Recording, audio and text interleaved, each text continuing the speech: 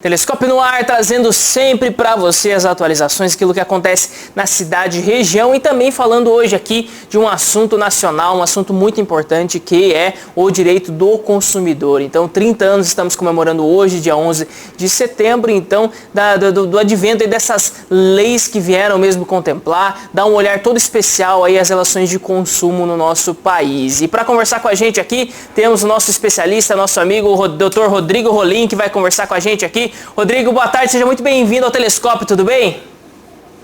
Boa tarde, Guto. Agradeço mais uma vez a oportunidade. Boa tarde para todo mundo da equipe aí. Rodrigo, eu queria já perguntar, né, essa data de hoje, de 11 de setembro, né, o que ela representa aí para o direito do consumidor?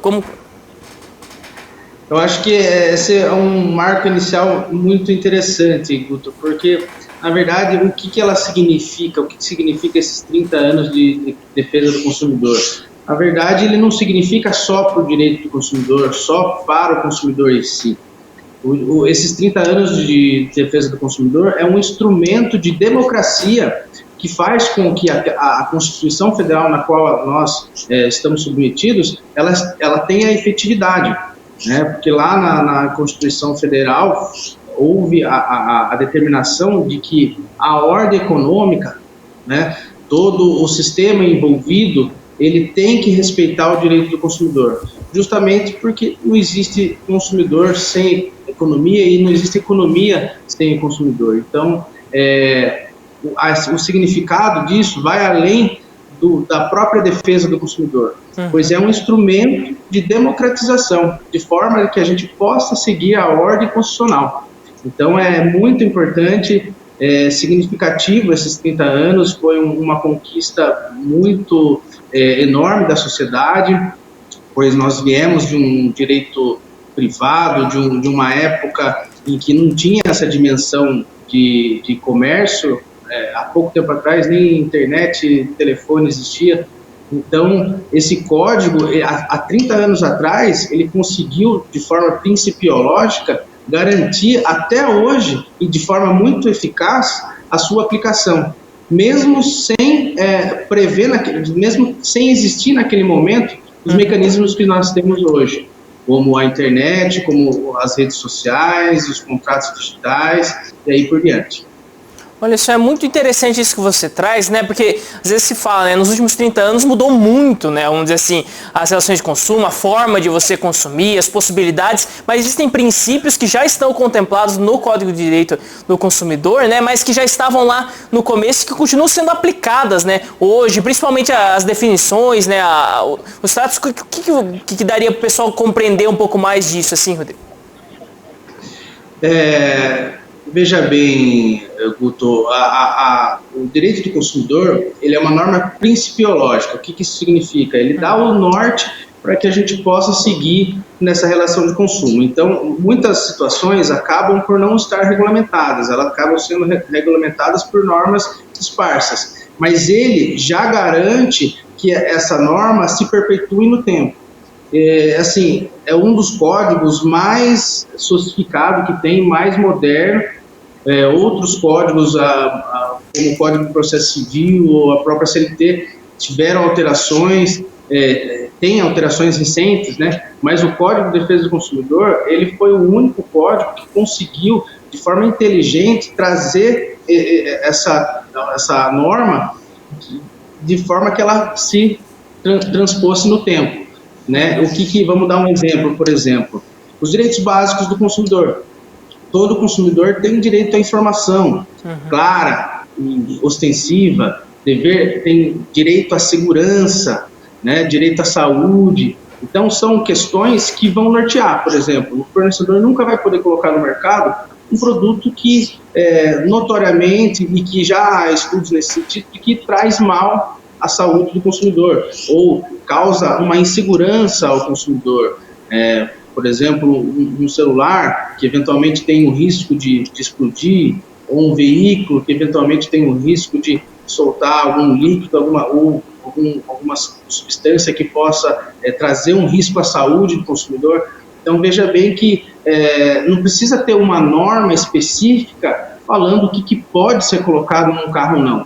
Existem sim os princípios da defesa do consumidor que todo produto ou serviço tem que respeitar. Então, é dessa forma que o Código conseguiu se perpetuar no tempo. E é assim que a gente vem trabalhando. Aí é o trabalho do advogado que consegue fazer essa interpretação, utilizar-se da norma para que o consumidor seja sempre respeitado. Muito bem, e o pessoal que está mandando recado aqui pra gente, temos a Márcia que mandou aqui um bom dia, a Vivian também colocou aqui, a Maria Luísa, a Vivian estão assistindo aqui com a gente. Podem mandar o seu recado, podem participar aqui do programa, é só entrar no facebook.com/TV Itapê ou também através do aplicativo aqui da TV você consegue participar ao vivo aqui com a gente. E, doutor Rodrigo, falando agora a respeito, né, você citou aqui pra gente, né, que teve algumas mudanças aí no processo civil, ou seja, todos os acordos que eram feitos, eu acho que pelo menos no meu entendimento, e me corrija se eu estiver errado aqui, nos contratos celebrados, tudo era sempre, vamos dizer assim, olhado as duas partes como iguais, né? Ou seja, aquilo que era acordado ali, um processo que era feito, uma compra ou a venda de algo, era sempre. Só que no direito do consumidor se assume, vamos dizer assim, que o consumidor, ele muitas vezes, ele precisa ter mais direitos ali, ele precisa ter um cuidado especial, algumas luzes melhores para conseguir não ser ludibriado naquela relação. Seria mais ou menos isso também? Não significa que ele tem mais direitos. Na verdade, os direitos são iguais. O consumidor ele tem sim uma defesa aprimorada justamente em razão da vulnerabilidade do consumidor. Então, não quer dizer que ele deve ser privilegiado, mas que sempre deve haver a igualdade. E tem inclusive aqui uma frase aqui que eu deixei para colocar para vocês, que é um pensador, o George Hibbert. Ele falava assim: a liberdade não basta para garantir a igualdade, pois os mais fortes depressa se tornam opressores, cabendo ao Estado intervir nessa relação jurídica.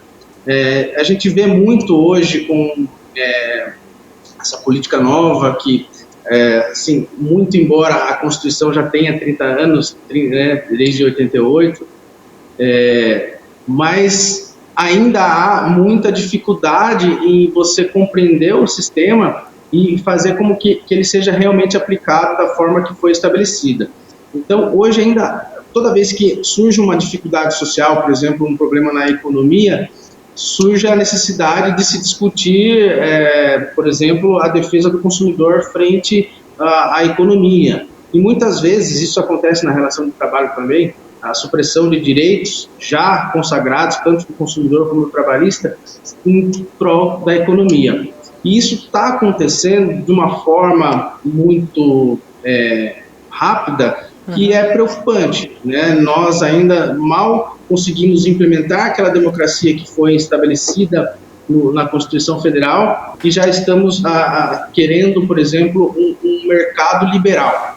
O que muitos falam hoje nisso, no liberalismo, né, que as empresas deveriam ter liberdade para praticar as situações, o seu mercado de forma livre e para que haja concorrência. Tudo bem, eu acredito que isso sim seja uma situação que pode favorecer o nosso mercado, a concorrência e o liberalismo. Contudo, hoje no mundo que nós vivemos, ainda mais no Brasil em particular, onde há uma grande dificuldade de acesso à educação, não há como você dar essa liberdade sem que haja essa proteção ao consumidor. Então, é mais ou menos isso, para tirar realmente a desigualdade. Não quer dizer que o consumidor tem mais direitos, mas que sim, sempre quando ele tiver em patamar de desigualdade, uma situação fácil para a gente vislumbrar isso, por exemplo, é o consumidor que compra um produto, um notebook, por exemplo, e a empresa fala que apresentou um problema lá dentro do prazo de garantia, ele acionou assistência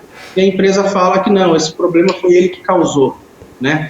Qual é a condição técnica, jurídica, econômica que o consumidor tem de discutir com aquela empresa que fabricou o produto, né? Então, realmente não tem essa igualdade. E aí, nessa situação, o Código de Defesa do Consumidor vem para elevar o consumidor em patamar de igualdade, invertendo muitas vezes o ônus da prova, por exemplo, fazendo com que, ao invés do consumidor tenha que provar, a empresa que tenha que provar que o consumidor agiu de forma errada. Então, é mais ou menos nesse sentido, Guto. Muito legal, muito bom. Então trazer aqui, né, esse olhar para toda essa situação. Nós vemos que é muito mais complexo do que nós imaginamos muitas vezes, né? As relações de consumo, elas tiveram então essa norma aí que veio mesmo para dar um auxílio, para igualar mais as coisas. E como que funciona aqui na prática, doutor, a respeito de uma pessoa que vamos dizer assim, diante de um abuso ou diante de algo que ela acredita ali que ela está tendo um direito violado, tudo, como que ela pode fazer para entrar contra a empresa, para ter, vamos dizer assim, um auxílio aí da parte da justiça, tudo para tentar ter o seu direito garantido? Olha, o governo tem trabalhado muito para oferecer plataformas de solução de conflito para o consumidor. Justamente porque muitas vezes o litígio, né, o problema que você encontra na relação de consumo é de valor pequeno. Por exemplo, um celular, você às vezes vai pagar R$1.000, ou uma geladeira, uma máquina de lavar. São situações que se você for olhar na tabela de honorários do advogado, não tem como você fazer uma ação dessa sem cobrar o valor mínimo da tabela, que às vezes supera o valor do próprio produto. Né? Então, realmente, na advocacia privada, essas situações pequenas, elas acabam se tornando uma questão que fica difícil para o advogado e difícil para o consumidor. Então, para solucionar essa disparidade, o governo tem criado essas plataformas de solução de conflito, de baixa resolução do conflito, né? Não quer dizer que você tem que procurar numa situação de erro médico, por exemplo, no plano de saúde, uma situação bem mais delicada, que você tenha que solucionar por essa plataforma. Pelo contrário, essas plataformas servem para as questões simples do dia a dia, né, do cotidiano.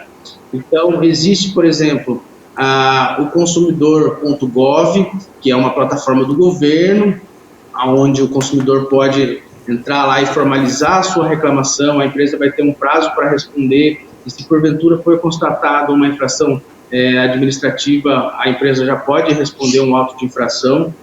E o interessante dessa plataforma é que, por ser uma plataforma do governo, ela gera estatísticas, para que a gente possa realmente identificar onde que está havendo o maior problema na relação de consumo.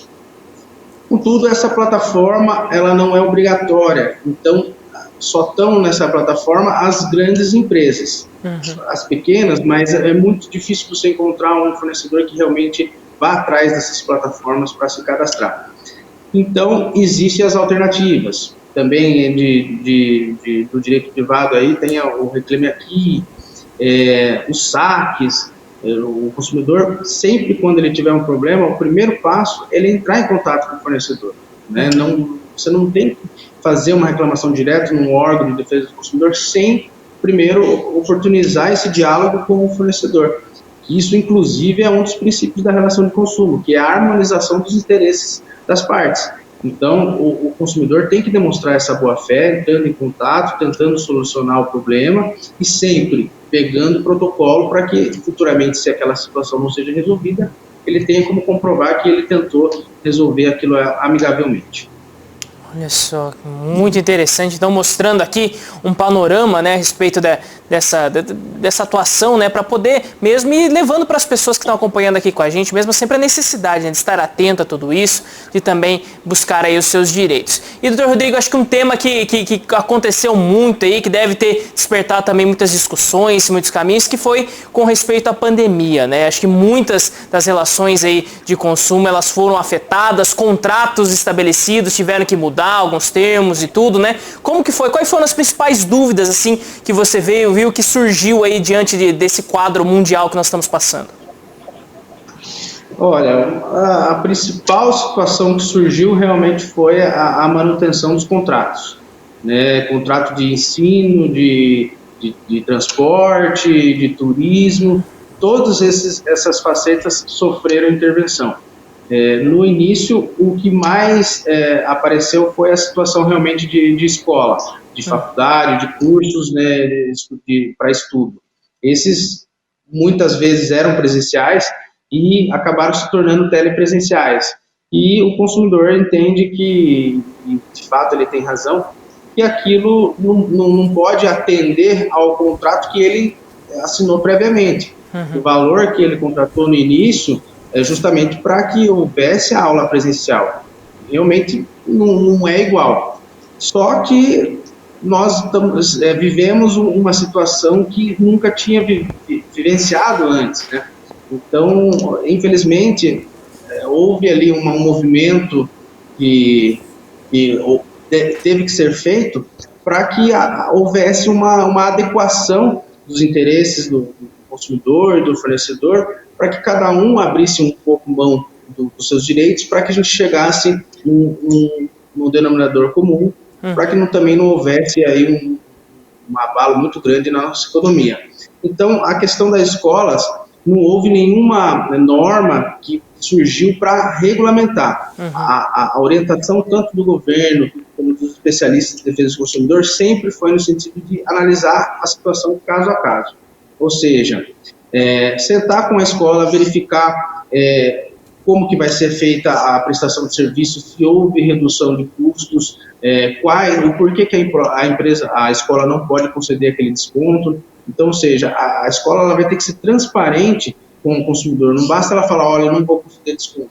Ela tem que mostrar o porquê que ela não vai conseguir conceder o desconto. Por exemplo, eles tiveram que instalar um sistema, a escola não tinha sistema nenhum, teve que instalar um sistema, teve que providenciar outros profissionais e ainda teve que manter a folha de pagamento daqueles profissionais que já trabalhavam lá, porque é uma coisa incerta, não tem como você dispensar todo mundo, pois a gente não sabia se ia durar um mês ou 6 meses, como está sendo, né? Então, era uma situação que a gente realmente nunca tinha vivenciado. E aí foi uma enxurrada de informações aí, de noticiário, de profissionais dando a sua opinião a respeito, porque não tínhamos até então um exemplo para utilizar nessa situação. E hoje nós temos, que é a questão da força maior, né, e o fato fortuito, o caso fortuito.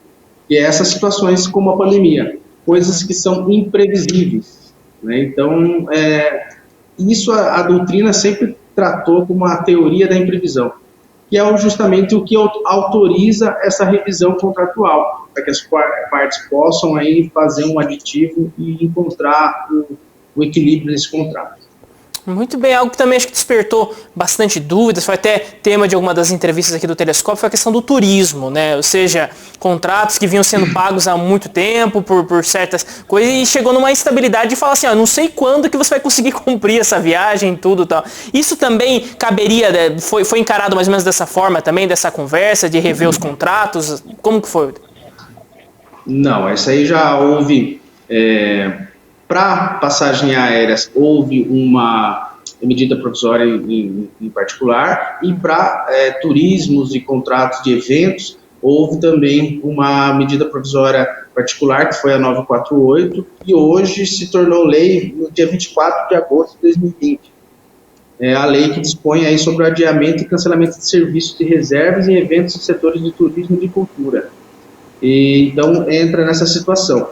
Olha, bom a gente esclarecer que quem contratou antes da pandemia não se submete a essa lei, tá? Tipo assim, aqui, a lei que foi promulgada agora em 24 de agosto, ela não retroage, ou seja, as regras que estão aqui vai valer apenas daqui em diante. Então, ou seja, hoje o consumidor que tem conhecimento felizmente, né, nós estamos, graças a Deus, saindo dessa pandemia e já há pessoas que já estão viajando.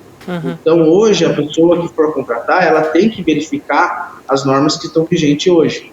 E isso é uma situação preocupante, porque se o consumidor não prestar atenção, existem regras aqui e ele, inclusive, isso foi vetado, mas ele até poderia perder o direito de receber esse dinheiro de volta. Então, foi estabelecido alguns prazos aqui bem flexíveis, de 120 dias, 18 meses, para, de repente, remarcar, devolver o valor do consumidor, e isso com o implemento, ao fim da pandemia. E isso é uma coisa incerta. Então, hoje, o consumidor contratar um pacote de turismo ou de viagem, ele tem que ter ciência de que ele pode não realizar essa viagem e que ele vai ter que se submeter às regras que estão dispostas hoje para receber esse valor, se porventura não ocorrer esse passeio ou viagem ou contrato em si. Olha, muito interessante, né? Que como você citou, a questão das mensalidades das escolas, tudo, foi sendo discutido ali, tudo, tem, vamos dizer assim, toda uma situação, né? Mas quanto então, a questão do turismo, né? Se tem uma nova lei, se tem novas disposições colocando sobre isso, é muito bom o pessoal sempre estar muito atento a isso antes de viajar, né? E também acho que um outro assunto no meio dessa pandemia que chamou muita atenção, que também acredito que teve ter sido muito demandado aí com você, que foi a questão dos planos de saúde e seguros, né, de vida, essas coisas, com a cobertura para a pandemia, né, para o Covid-19, tudo. Isso também gerou muita discussão, já foi, de certa forma, resolvido a respeito disso?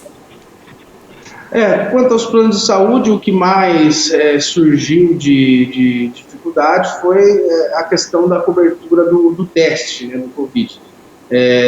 Muitos planos a princípio negavam, outros faziam o teste, mas apenas após 8 dias de sintoma, e outros não faziam, né? Então não existiu nenhuma norma que determinasse que o plano tem essa obrigação de fazer. Mas a ANS, que é a Agência Nacional de Saúde, fez sim uma recomendação para que todos os planos façam o teste de Covid, desde que naquela situação de que a pessoa já foi identificada como suspeita, né? Uhum. Nesses casos, é obrigatório, sim, o plano de saúde, aliás, há uma recomendação da ANS nesse sentido, de que haja o exame. Agora, nas situações por livre e espontânea vontade do consumidor, isso ainda não há nem recomendação da ANS, e aí é uma questão de liberalidade do plano, se ele quiser fidelizar o consumidor, que eu acho muito interessante, essa política de fidelização, é ele atender esse interesse do consumidor e fazer com que o consumidor se sinta satisfeito. Mas a realidade é essa. Uhum. Quanto ao plano de saúde. E você falou também mais uma situação... Seguro de vida. Seguro de vida. Seguro de vida é uma situação que realmente gerou problema. Porque o seguro de vida, ele tem previsão nos contratos que, em caso fortuito ou força maior, não haveria responsabilidade do seguro de pagar a indenização. Tá? Então, é uma situação que realmente gerou discussão. Aí é uma questão muito delicada, porque se tiver no contrato, realmente é muito difícil discutir. Mas se porventura não tiver essa previsão no contrato, é possível sim que que você consiga receber essa indenização. Porque muito embora a lei, que é o Código Civil, especifique que em casos fortuitos, em força maior possa ser revista essa responsabilidade, existe a questão do direito contratual que se está previsto, ele tem que cumprir. Então, é uma situação que realmente trouxe aí um prejuízo para quem acabou adoecendo em razão do Covid. E, infelizmente, de pessoas que acabaram sendo catalogadas pelo Covid e na verdade, o falecimento nem ocorreu em razão desse motivo. Então, o cidadão, o consumidor que tem a oportunidade de investigar isso numa situação que é uma situação muito delicada, onde a família já está toda abalada, mas é necessário, justamente em razão do seguro de vida, identificar realmente, apurar com os médicos legistas, se realmente seu falecimento se deu pelo Covid. Porque isso aí vai depender daquela análise no hospital na hora, e é uma questão que, em razão dessa pandemia, o consumidor quase não está tendo acesso a esses trâmites. Uhum. Né? Você vai, infelizmente, direto para o cemitério. Então, é uma situação que realmente trouxe muito prejuízo e, com certeza, vai fazer muitas pessoas rever a vantagem que o seguro de vida traz para o segurado. Muito bem. E, doutor, chegou uma pergunta aqui pra gente, falando a respeito do direito do consumidor, né, quanto a compras feitas no exterior. Tem como, vamos dizer assim, se impor os mesmos direitos aqui do Brasil, como a compra está sendo feita aqui, para as empresas de fora? É só se ela tiver uma representação? Tem algo desse tipo disposto na lei? Sim. Para que a gente possa responsabilizar a empresa, ela tem que ter uma representação ou uma distribuição no país. Uhum. Se o consumidor tem conhecimento, comprou pela internet, o que é muito fácil você comprar numa loja virtual que seja lá dos Estados Unidos, aquela loja lá dos Estados Unidos não vai estar sujeita à relação de consumo aqui no Brasil. Então, infelizmente, é interessante que o consumidor verifique se aquela empresa, se aquela marca possui um representante ou uma distribuidora no Brasil, justamente para que ele possa, numa eventual vício de qualidade, algum problema que apresentar no produto, ele possa se socorrer e pedir assistência ou até mesmo. Muito bem. E, doutor, eu sei que é um assunto muito complexo, que, vamos dizer assim, não é o assunto da entrevista aqui, mas a Lei Geral de Proteção de Dados, que começou a entrar em vigor agora, ela altera, de certa forma, algo na questão do direito do consumidor? O consumidor ele é afetado também com essa nova lei, ou isso não influi, são normas que não vão influir uma na outra? Não, influi bastante. Não houve alteração, na verdade só trouxe benefícios para o consumidor, porque antes dessa lei, nossos dados eram comercializados livremente, sem o consentimento do consumidor. Muitas vezes, qualquer aplicativo que a gente entra, a gente cadastra, nossos dados são armazenados e comercializados. Hoje, essa lei veio justamente para regulamentar essa relação e exigir que haja o consentimento do consumidor. Isso é uma das principais situações que eu vejo assim, benefício para o consumidor. A lei é ampla, ela exige bastante regulamentação de empresa, em questão de cadastro, como que a empresa deve fazer, como que ela deve armazenar, o que ela pode fazer ou não, mas para o consumidor em si, essa vantagem em termos de ter os seus dados protegidos foi uma das maiores conquistas que essa lei trouxe para o consumidor. Muito bem, doutor Rodrigo, muito obrigado pela participação aqui com a gente. Acho que é sempre muito importante, é sempre um tema muito atual, ainda mais hoje aí comemorando então esses 30 anos aqui. Se tiver mais alguma consideração, algum ponto que o senhor julga importante aqui para colocar, ou se quiser também deixar um recado final aqui para a gente, nós agradecemos muito pela participação. Eu queria deixar assim um recado aqui para o pessoal da Comissão de Defesa do Consumidor lá de São Paulo, que eu tive a oportunidade de participar com eles, estou participando ainda, e nessa comissão é tão gratificante que participa nessa comissão o José Geraldo Brito Filomeno, que foi o primeiro promotor de justiça da relação de consumo, ajudou na criação do Código de Defesa do Consumidor. Então, você ter a oportunidade de conversar com essas pessoas, para a gente que é apaixonado por essa matéria, é uma das coisas mais magníficas que a gente encontra na vida. E além de professores que eu tive na pós de Direito do Consumidor, hoje eu tenho a oportunidade de sentar à mesa ao lado deles e, às vezes, inclusive, participar de eventos com eles. Então, o que eu queria deixar a minha gratificação e a minha satisfação por participar desse grupo e mandar um abraço para todo mundo. E também aqui em Itapetininga, desde 2012, eu comecei a trabalhar no Procon. Queria mandar um abraço também para o Juvenal, que foi que me abriu as portas, um grande parceiro, um grande lutador pelas defesas do consumidor, sempre muito acirrado, árduo na defesa do consumidor. Também o Paulinho, o Dr. Roberto, a Rose, todo o pessoal do Procon aqui que passou, o pessoal que fez com que a gente trilhasse esse caminho e hoje a gente está aqui podendo contribuir e passar informação a toda a população. E, para finalizar, o consumidor ele tem que ter sempre em mente que ele não é obrigado a aceitar ao padrão de qualidade dos produtos e serviços que são impostos a ele. Ele sempre tem o maior ferramenta na mão, que é o poder de escolha. Então, consumidores, vamos ser exigentes com os produtos e serviços que nos são impingidos, pois só assim haverá uma melhora, uma preocupação das empresas em trazer esses benefícios para a gente. Então, o consumidor brasileiro ele tem que aprender a ser mais exigente. Só para ilustrar isso que eu estou falando, é a situação de carros, por exemplo. Aqui no Brasil, a gente tem veículos que, hoje eu já nem sei, faz tempo que eu não compro carro, mas que vêm até sem ar-condicionado, sem direção ou sem vidro. Isso é inadmissível, não existe em outro lugar do mundo. Então, o Brasil o consumidor brasileiro tem que entender que as empresas se aproveitam dessa nossa característica. Pode verificar que em as maiores empresas montadoras de veículo, em muitos lugares do mundo elas fecharam, menos no Brasil, porque aqui é um solo fértil essas empresas. Então, vamos acordar consumidor e fazer valer nossos direitos.